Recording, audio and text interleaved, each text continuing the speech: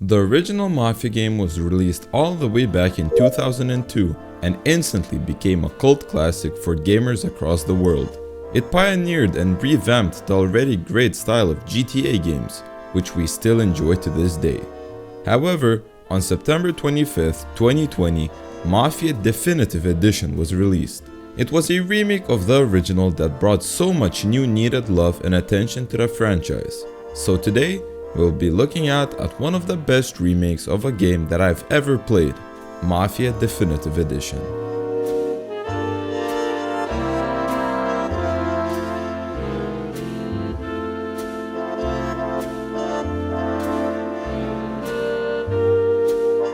The strongest part of the game is definitely the story. It follows the rise and eventual demise of a guy named Tommy Angelo. Unsurprisingly, he is a Sicilian American. Mr. Williams here, he don't play, right? Stupid fucking game. As I don't think I've ever seen a piece of media about mobsters that aren't all Italians. The game opens up with Tommy, who is a cab driver struggling to make money during the Great Depression, more specifically 1930. One night, while he is taking a break, he is strong-armed by two mobsters into helping them escape an ambush by a rival family of theirs. We will get to know these mobsters as Polly and Sam. Tommy is compensated for his help and offered a position in Don Salieri's organization, which Tommy declines. He isn't a naive and dumb person, as he knows what kind of life and consequences the Mafia lifestyle has. However, a typical workday of cruising for fares turns violent when Morello's men, the rival family, smash up Tommy's cab out of revenge for aiding their enemies. They attempt to beat up Tommy as well, but he flees to safety at Salieri's bar, which is very conveniently close by. Losing his job for the ruined cab, Tommy takes up Salieri's offer and starts working for him. This marks the start of Tommy's new career and life. The Salieri family's primary rival is Morello, who is a ruthless mob boss seeking to expand his influence and control over the city. The power struggle between the Salieri and Morello families formed the central conflict in the story. Throughout the many years, it has highlighted how Tommy builds relationships with the other mobsters, especially Sam and Polly. The game highlights really how personal and close the mobsters get, how they aren't all just psycho murderers, but actual people who really value loyalty and trust. Tommy continues climbing the ranks and gaining the trust of the Don by doing various jobs, including but not limited to heists, assassinations, robberies, and many more fun activities. Basically, the game jumps from several different jobs the family does to either maximize their influence in the city or minimize the influence of Morello. At the height of the story, in 1935, Morello tries assassinating Salieri but fails horribly. Salieri then starts a whole ass war between the two families. This goes on for a while before Salieri orders Tommy, Polly, and Sam to kill Morello. They do so by chasing him down and shooting down his plane. I'm retelling this story very nonchalantly, but in the game it's fucking insane. It's something straight out of a movie. Jesus Christ.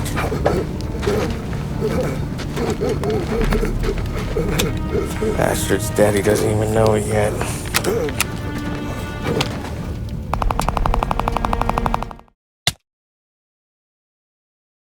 With Morello gone, by 1938, the Salieri family is the only Mafia family left dominating the whole city.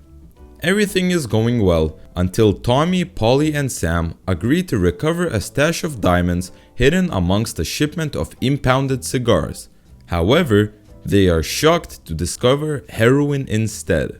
All of them are enraged at Salieri for lying to them about the cargo's true nature and becoming involved in the drug trade, despite Salieri telling them to never do so. Because of this loss of trust, Tommy and Polly decide to carry out a bank heist that would allow them to retire without cutting Salieri in. The job is a success, however, it's sadly not all rainbows and sunshines. The next day, Tommy finds Polly dead in his apartment and the stolen money missing. Pretty ironic. When he meets with Sam to discuss the matter, he learns that Salieri ordered him to kill Tommy and Polly for going behind his back and for certain cover-ups of Tommy being exposed. Tommy survives Sam's ambush and confronts him. Sam, being a little bitch and all, tries to appeal to Tommy's humanity, saying he remembers all the good times and that he will repay him by covering up Tommy's death when in reality he can flee. However, Tommy is not easily persuaded, so he pops one at him. The situation now for Tommy isn't ideal. The only mob family in the city is after him. So, to get out of this situation, Tommy looks to the law. Tommy offers to testify against the Salieri family in exchange for a reduced prison sentence and protection for his family. The usual stuff. The resulting investigation and mob trials lead to most of the Salieri family, including Don Salieri, being convicted and sentenced. After serving 8 years in prison, Tommy is reunited with his family as they are all placed under witness protection and relocated to Empire Bay. Tommy lived a peaceful life with his family until 1951, when two hitmen approach him. Accepting his fate and knowing that his criminal past has caught up to him, Tommy is shot and left to die on his front lawn. He succumbs to his wounds surrounded by his family, content that they are safe now. The game ends with a flashback to an aged Tommy and Sarah, his wife, seeing their daughter married, and Tommy giving a speech about the importance of family, concluding that while everything else comes and goes, family is forever. And that's the story. I was so invested in it from the very start. It was truly heartbreaking to see and know what would happen to Tommy after the two hitmen came to visit him.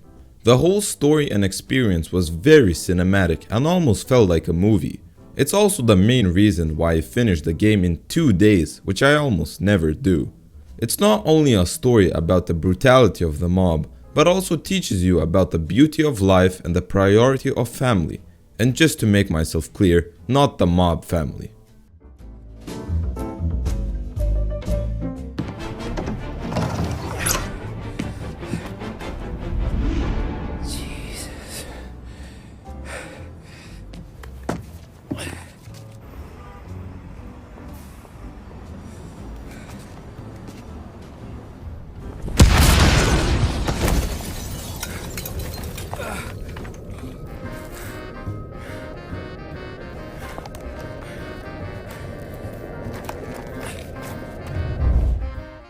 The gameplay is nothing crazy nor too impressive.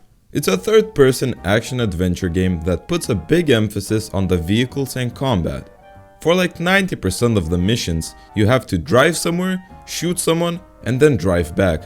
So let's start with the combat. One of the largest faults I have with the combat are the enemies themselves. This might be because I played the game on hard difficulty, but they are insanely bullet spongy. They take 4 pistol bullets to die or even 15 bullets from a Thompson. I died way too many times throughout my playthrough just because of the reason that I had to reload after unloading a whole clip on one enemy. It got pretty annoying fast, combined with the fact that the kill time is also like nanoseconds fast. They also could have included more weapons, as there are only like 4 or 5 that you tend to use. Complaints aside, I did find the combat engaging and never really got bored of it, just annoyed by the bullet sponginess. Now moving to the biggest part of the game, the driving.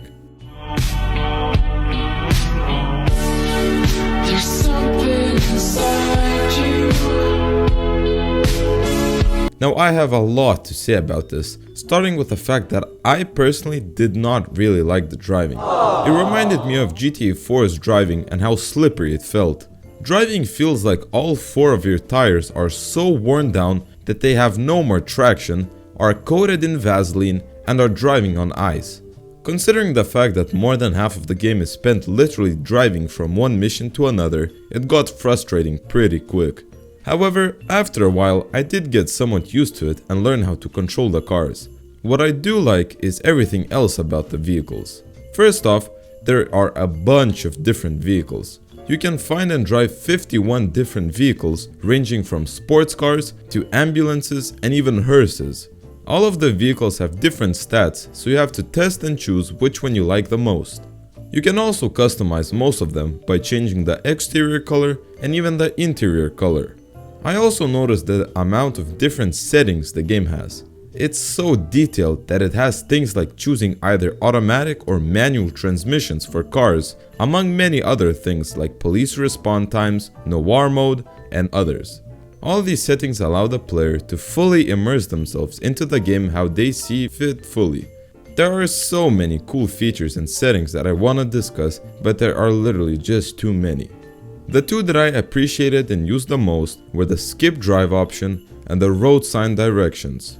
For the skip drive option, before you start the game, you can choose to enable this option, which lets you skip the drive from one mission to another. This is very useful when the drive is long and you're feeling lazy. If you do, however, choose to drive to the mission, the road signs will help you. At every intersection, there are dynamic road signs that show you the direction you have to drive to arrive at your destination. It doesn't only look really cool, but it's also practical, as you don't have to stare at the minimap trying to decipher where you have to go. Although the mission style is pretty linear and you have no time to explore the map, there is a separate mode called Free Ride just for testing out any cars you want. You choose a car and go to the racetrack where you can do basically anything you want.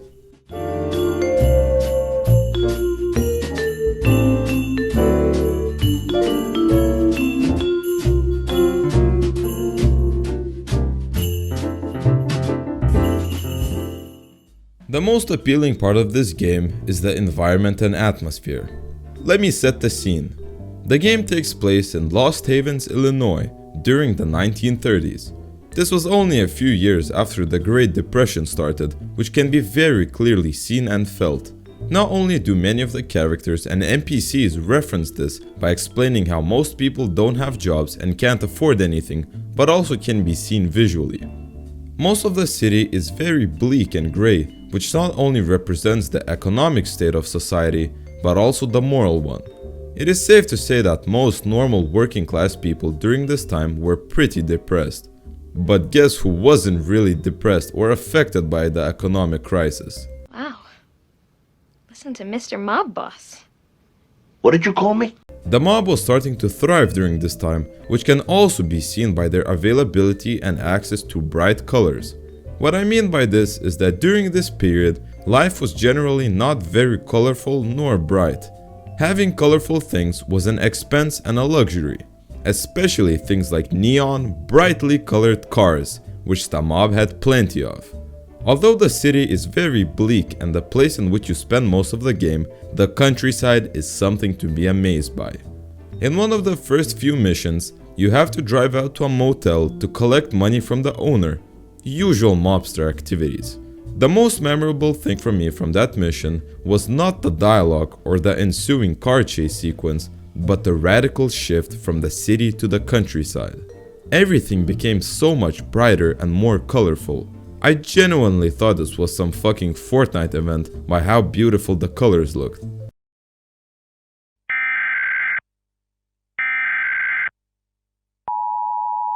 It left a big impact on me for the rest of the game. Another reason as to why the game is so immersive is due to the insane level of detail in the world.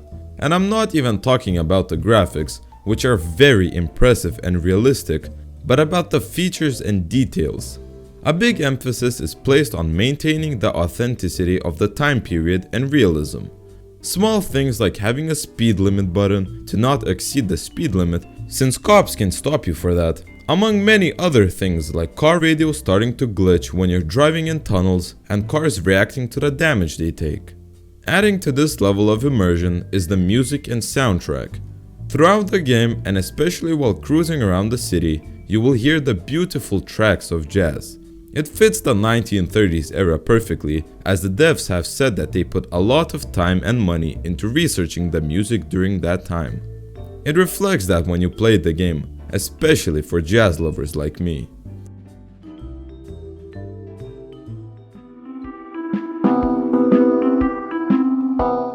If you are a lover of any or all Mafia and mob-related media, this game is just for you.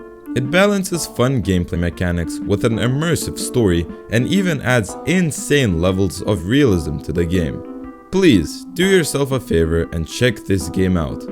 Thank you for watching today's video.